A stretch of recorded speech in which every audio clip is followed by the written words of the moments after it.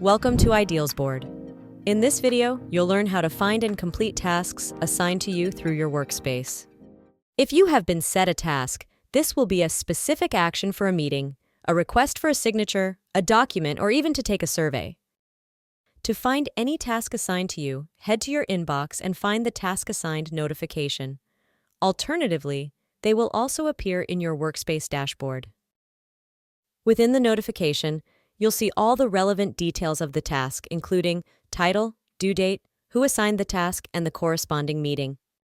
Click View Action to see the task within the workspace.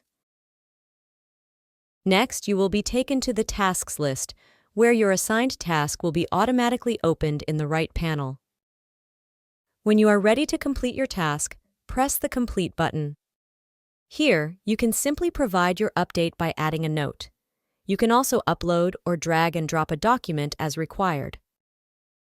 No matter what task you've been set, whether an action, signature request, document request, or survey, the principles to completing any task are the same. Now you know how to find tasks assigned to you, open them in the workspace, and work through the specific requests. For more guidance, head to our Help Center.